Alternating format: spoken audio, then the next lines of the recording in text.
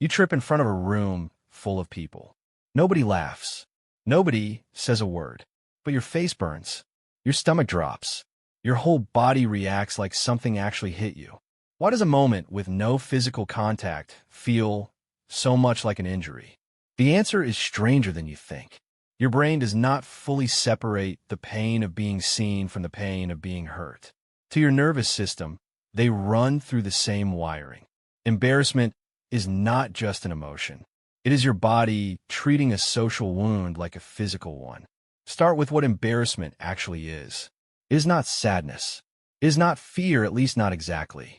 It is a specific reaction that shows up the moment you believe others are watching you fail, slip, or stand out in a way you did not choose. Your cheeks flush. Your palms sweat.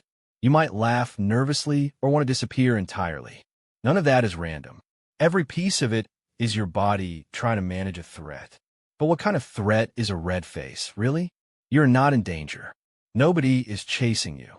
And yet your body reacts as if you were. This is where the neuroscience gets interesting. Researcher Naomi Eisenberger, working alongside Matthew Lieberman at UCLA, ran a series of studies looking at what happens in the brain during social exclusion. They used a simple digital ball-tossing game called Cyberball. Participants believed they were playing catch online with two other people. In reality, the other players were programmed. At some point, the game would cut the participant out. The ball would stop coming their way. What Eisenberger and Lieberman found using brain imaging was remarkable. The dorsal anterior cingulate cortex, a region long associated with the distress of physical pain, lit up during social exclusion in almost the same way it lights up during physical injury. Being left out did not just feel bad. It activated the same alarm system your brain uses when your hand touches something hot. Embarrassment works on a closely related circuit. When you believe you are being negatively evaluated, your brain treats that evaluation as a threat to your social standing.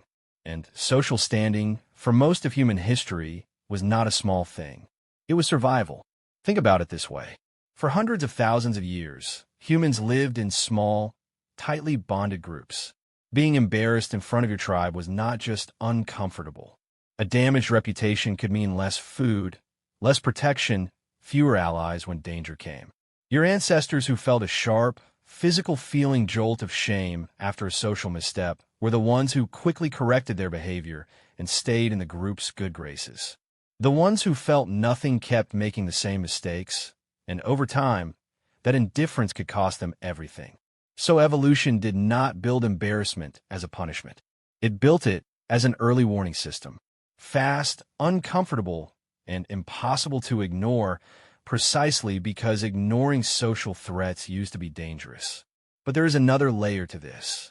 Embarrassment is not just about danger. It is about being seen.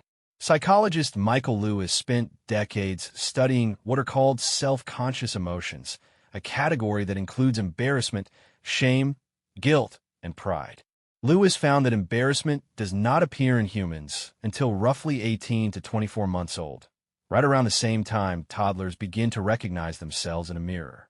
Before that point, a child can feel fear. A child can feel joy. But embarrassment requires something extra. It requires a sense of self, a mental model of me, combined with an awareness that other people are forming judgments about that self. That is a big cognitive leap. It means embarrassment is not a primitive reflex like flinching from fire. It is a social reflex, one that depends on your brain constantly modeling how you appear in someone else's mind. And that modeling never really turns off. This is why embarrassment can feel worse in memory than it did in the moment. You replay it. You add detail. You imagine what everyone was thinking, usually assuming the worst version of their thoughts. Psychologists call this a spotlight effect, first documented in detail by researcher Thomas Gilovich. His studies found that people consistently overestimate how much others notice and remember their mistakes. In one well-known experiment, participants wore an embarrassing t-shirt into a room of strangers and guessed that around half the room would remember it. In reality, fewer than 1 in 4 strangers even noticed. Your brain is not lying to you exactly. It is protecting you, using an old threat detection system in a modern world where the stakes are almost always lower than they feel. Here is the counterintuitive twist.